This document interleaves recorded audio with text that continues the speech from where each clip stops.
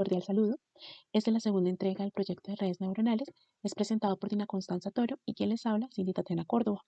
Antes de iniciar, se hace mención que uno de los hallazgos encontrados durante el proceso de entendimiento de los datos está relacionado con la identificación de variables que fueron presentadas mediante varias representaciones, lo que generó la obtención de 145 variables, que después de un proceso de cotejo, pues se logró la simplificación de la base de datos y se presenta en este momento mediante 70 variables. Del proceso de análisis de datos univariado, se analizaron varias mediciones para describir los datos, como por ejemplo la media, la mediana, la moda, algunas medidas de dispersión, como la desviación, también algunas medidas de forma, como la kurtosis y la simetría. Adicionalmente, pues hicieron pruebas de normalidad y se determinó el porcentaje de pérdida para cada una de las variables. Entre los factores que se tuvieron en cuenta, los principales hallazgos están relacionados con la identificación de 12 variables que se distribuyen de manera normal. Entre esas variables se encuentran la estatura, que tiene un porcentaje de pérdida del 26%. Asimismo, pues se tiene que las observaciones van a tomar valores entre los 92 y los 174 centímetros. Otra cuestión que se encontró fue que la variable monocitos también se distribuye de manera normal, pero esta variable tiene un alto porcentaje de pérdida cercano al 60%. Y también se identifican valores atípicos para esta variable que, pues al hacer una indagación dentro de la literatura, son valores que pueden ser obtenidos mediante las mediciones. Otra cuestión es la variable objetivo está relacionado con las velocidades del flujo sanguíneo, en donde se determina pues la posibilidad de que un paciente pueda superar un determinado umbral, que en este caso se constituiría que el Doppler transcranial pues está alterado y tiene una posibilidad alta de sufrir un evento cerebrovascular. Entonces, de esta variable, que es una variable cuantitativa, se deriva la variable objetivo, que es una variable cualitativa. Entonces, haciendo una indagación para esta variable, se determinó que no se distribuye de manera normal, que tiene un porcentaje de pérdida del 21%, que asimismo tiene valores atípicos que no obedecen, pues tienen una baja probabilidad de obedecer a problemas de tipeo. De hecho, estos valores atípicos que se encuentran en la parte derecha del gráfico de cajas y bigotes son los valores bajo los cuales pues, se identifica que el Doppler transcranial, que es el examen que nos sirve para poder medir esta variable, pues presenta alteraciones.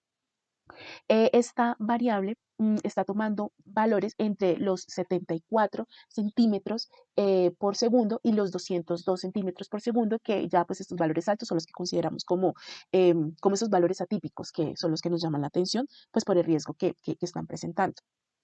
Ya cuando pasamos a la parte de las variables cualitativas, se hizo una indagación acerca del porcentaje de pérdidas de cada una de estas variables y también la identificación de las categorías, las cuales son representadas mediante las barras. Cuando se mira la variable municipios, se observa la gran variabilidad que tiene, bueno, las diferentes categorías que puede tomar esta variable, teniendo en cuenta que las observaciones fueron obtenidas de departamentos como el Valle del Cauca y Cauca. Otra cuestión que se puede encontrar dentro de esta base de datos es que la variable zona pues tiene un alto porcentaje de pérdida. Sin embargo, pues cuando se hace un cotejo con la variable anterior con la variable municipios, pues se puede establecer una relación pues para poder determinar si esta variable pues perdón, si cada una de las observaciones es rural o es urbana. Otra cuestión que se puede derivar de esta variable municipio está relacionado con la altura pues, en la cual habitan cada uno de los individuos que fueron objeto de este estudio.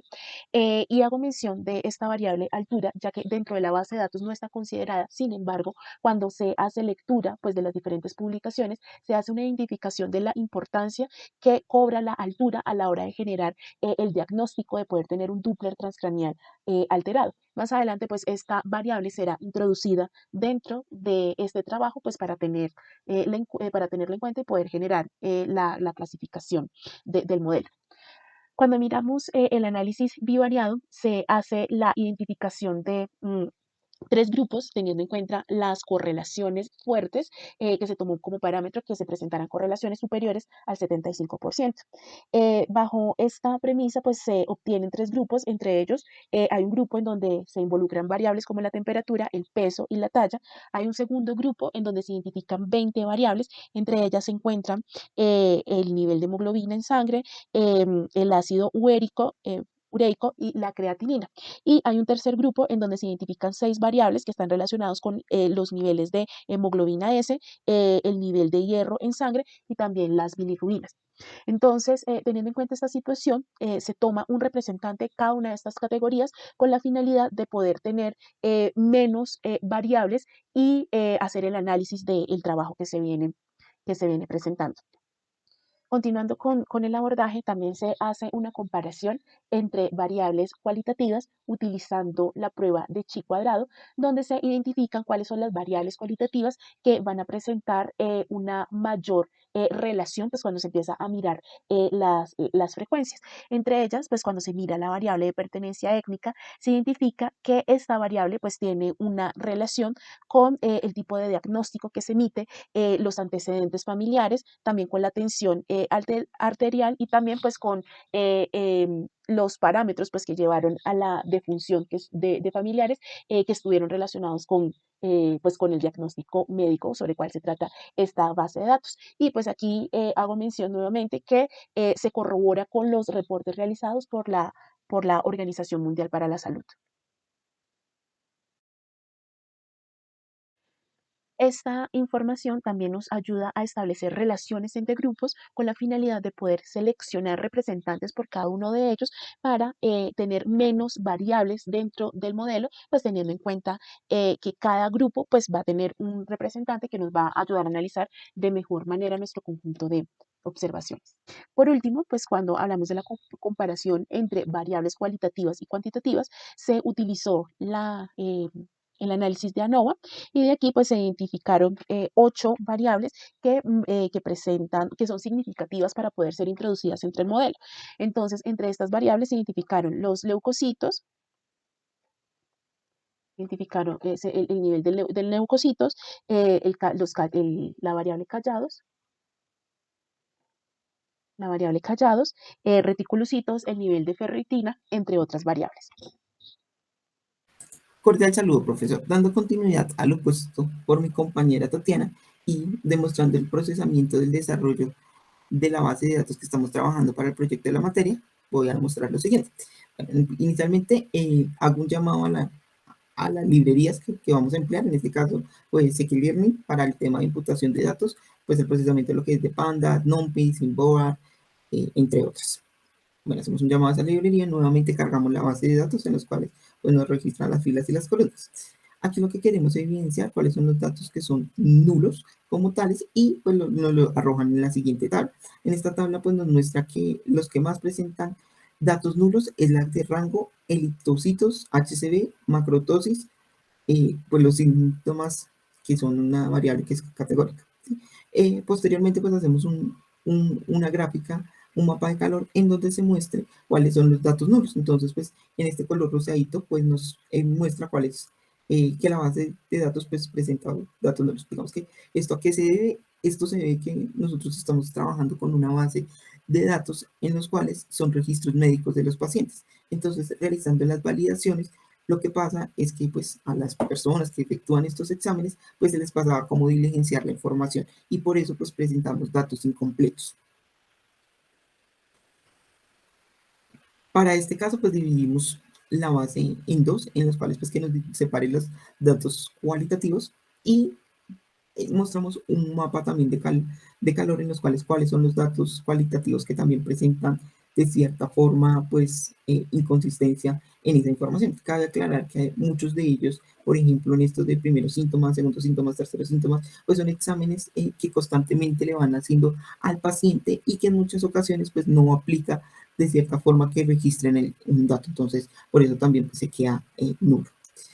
Posteriormente, pues hacemos el llamado de la base cuantitativa, que es la que vamos a realizar como imputación de los datos, ya que esta base cuantitativa nos muestra pues los registros clínicos de los pacientes y todo el tema relacionado a los resultados de los exámenes paraclínicos que le han hecho al niño. Entonces, pues en esta base nos vamos a enfocar. También hacemos un mapa de calor que nos muestre gráficamente cuáles son los datos faltantes, que siempre son bastantes datos faltantes. Sin embargo, lo que hacemos, pues como lo evidenció mi compañera Tatiana, pues hay unos que tienen una mayor correlación entre sí, entre las variables. Entonces, lo que hicimos, bueno, fueron como por dos metodologías, una que fue por la media, quizás esta no es la más óptima porque pues nos llega a presentar sesgos en la información.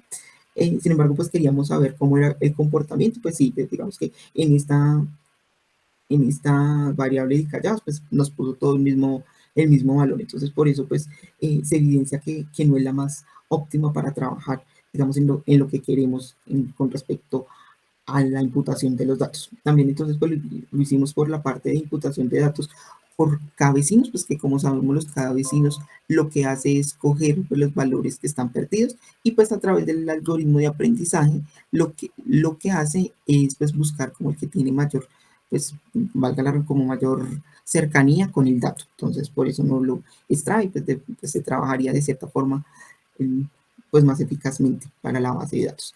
En este caso, pues tuvimos en cuenta, como te indiqué anteriormente, pues las variables que tienen como mayor correlación entre sí, porque pues como nos podemos dar cuenta, pues nuestra base de datos es un poco pues extensa y al imputar pues estos datos, pues por la máquina se nos está quedando un poquito eh, colgada. Entonces, pues aquí nos arroja pues las variables un poco más de forma más óptima y eficaz.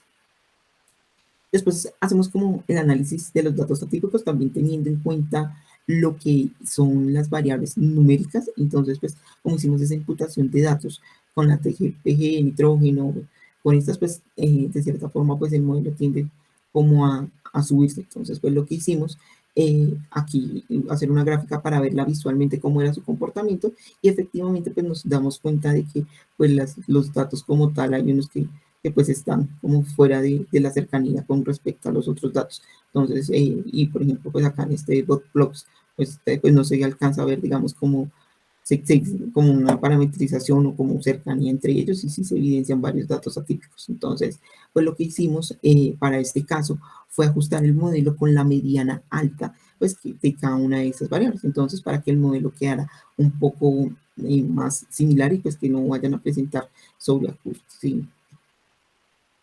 Entonces aquí pues eso fue lo que hicimos con esas variables. Entonces pues ya nuevamente al efectuar pues, el gráfico pues ya se ven como que está todo, antes ya todo como que se concentraba en una misma variable.